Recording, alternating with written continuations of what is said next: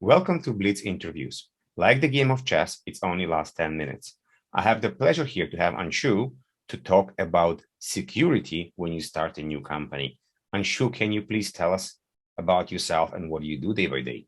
This is Anshu Gupta. I'm a security practitioner. Started my career in the Big Four and then moved on into the startup world, helping build security programs from the ground up and multiple companies, including HelloSign, Coupa, Varo Bank, and recently at Fast.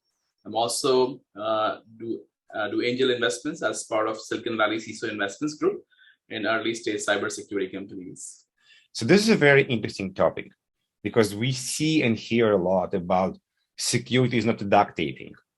But in theory or in practicality, I guess, when you start a company, you need to have a product, you need to create something or need to sell something. Then you probably don't have time or energy or money to spend on security.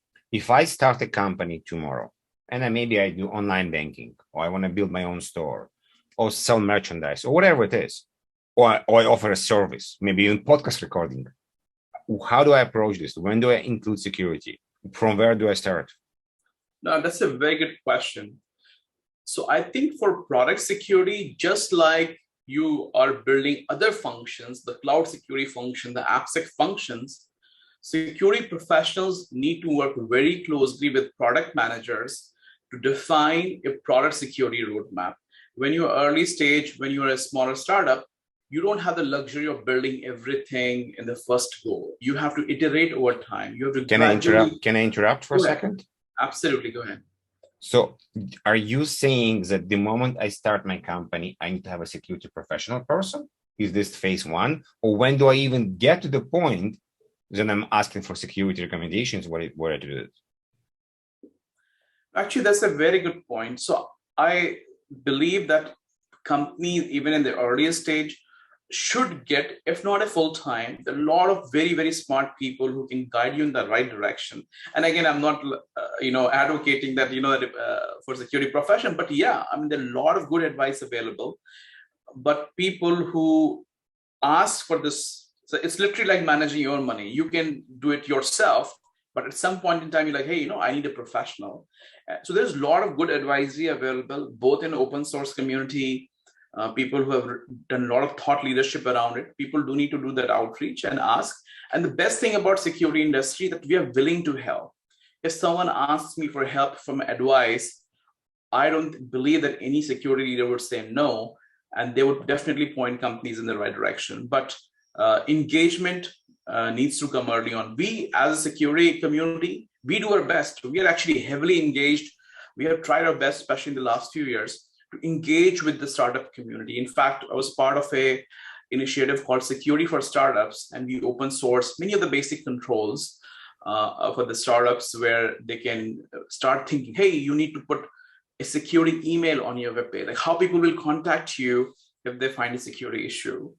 Hey, you should think about access controls and whatnot.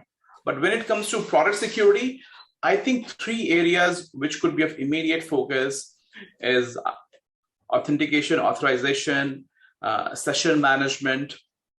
These are like typically the areas companies can even now like do a better job. For example, single sign-on is something which companies, hey, can we start building it early on versus waiting that, hey, we will need enterprise customers to be offering single sign-on. Is it part of our roadmap?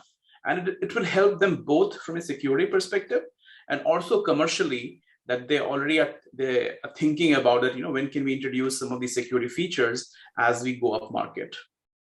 Great. So you mentioned single sign-on and authentication. I think it's a very interesting topic to go deeper. Everybody always concerned, oh, there was a breach, my information got leaked. This is the majority of the news we hear. So if I create a two-factor authentication for my application, not me or the people that are doing this, it's not enough. I need to figure out the best way to also save the information, encrypt the database. What would you recommend people that are starting doing in this space? Yeah. No, actually, again, this is a great point, which is like, do we really know where are we going to be storing our crown jewels? And when it comes to sensitive data, it's not just your production databases. You have a lot of integrations as companies grow, that we are not just keeping it in AWS. Maybe you're sending it to Snowflake or any data transformation tools. We might be putting some SDKs or JavaScript in the front end where we are sending PII kind of data to third-party tools for user behavior analytics or for fraud detection, or at the back end, maybe we are sending information for any kind of processing activity. We might be even using SaaS tools where sending customer data. So it's very, very crucial to know and understand where your data is, where the data flows are, and then establish controls that how do we make sure that we are encrypting in rest, encrypting in transit, and so on. So we spoke about having a security person. We spoke about important things to do with the products like authentication, single sign-on.